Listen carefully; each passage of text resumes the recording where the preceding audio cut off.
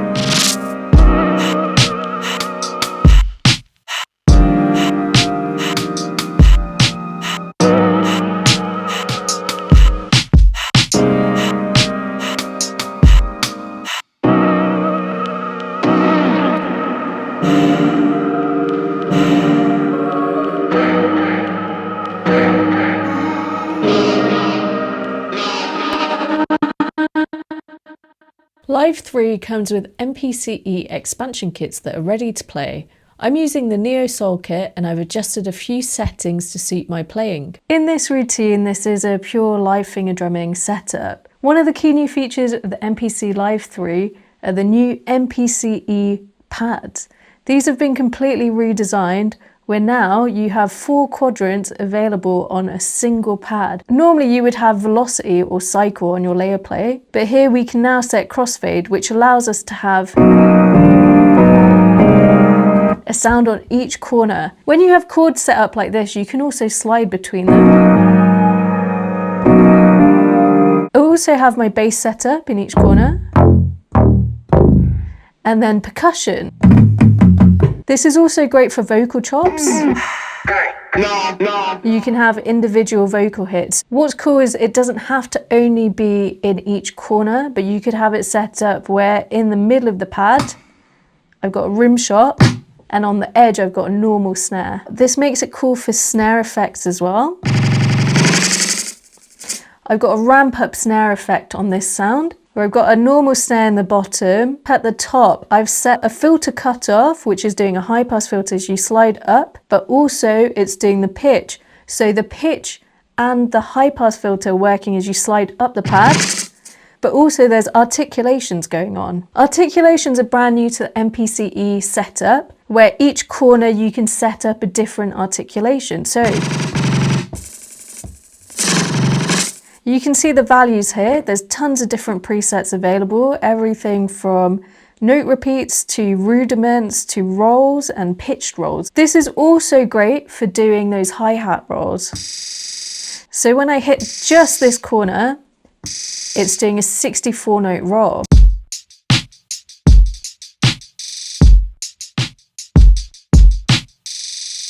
Which allows you to do those note repeats without having to go up here to do the note repeat, but you can also do the note repeat from here and set different values using that touch bar. So there's a whole bunch of different things you can assign it to. I have it set up to the touch effects. If we go into touch effects, you see here in the setup, there's a whole bunch of different presets available. Everything from beat delay, tape stop, to a manual flanger. I love using that low pass filter effect for my intros.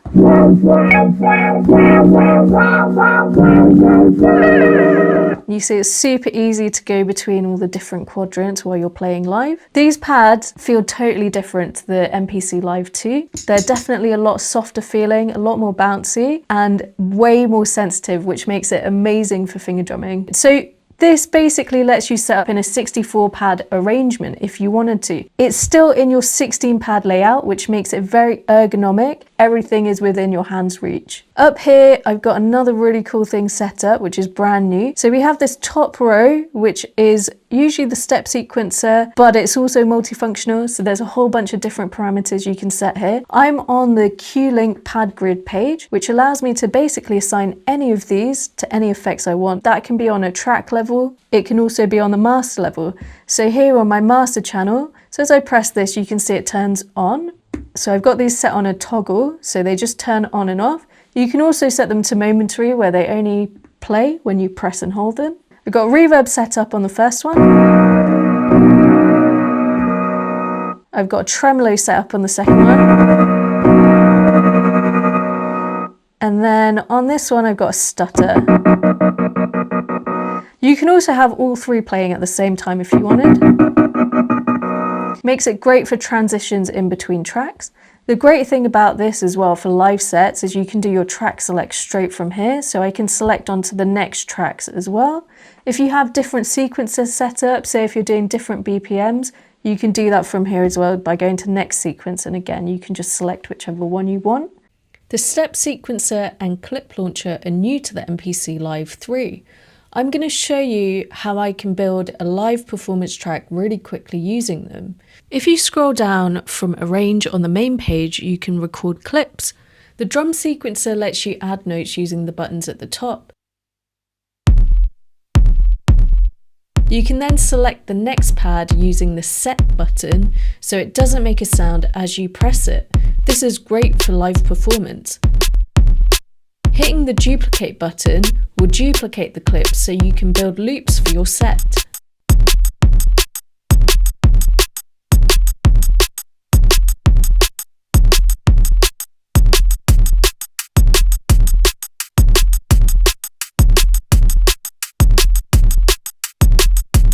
Step Edit allows you to add ratchets and change tuning on the fly.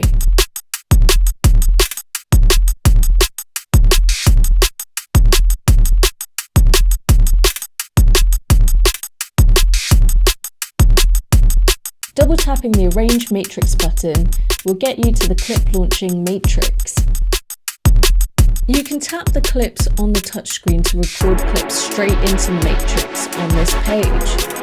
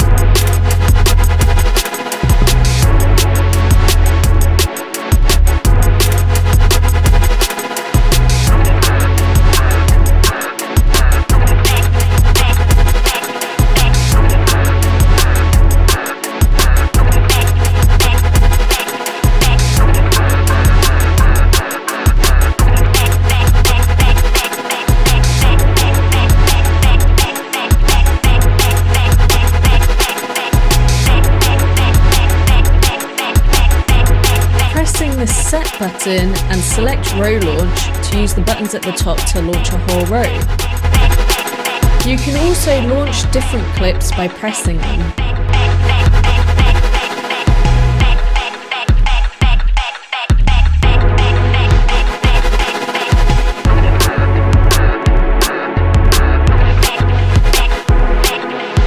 Pressing set and pad mute will allow you to mute sounds on a track. For example, I'm muting drums and then bringing them back in.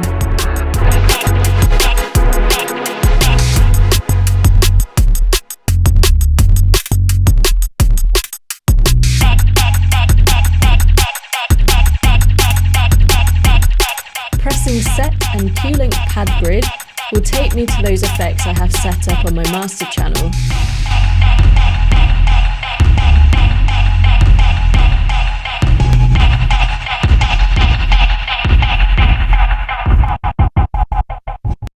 The Live III is 4 times more powerful than the Live II. It's got an 8-core processor, 8GB of RAM, 128GB of internal storage, making it lightning fast to use. It's also now got USB-C connectivity for connecting to your computer or other devices, transferring both audio and MIDI to and from the MPC. Live III now features desktop quality Pro stem separation, as well as the new super time stretch algorithm for warping samples. The new built-in microphone makes it really easy to record samples and vocals on the fly. I'm absolutely loving the new MPC Live III. Let us know what you think in the comments. While I've gone over some of the key new features, I've barely scratched the surface of what this thing can do.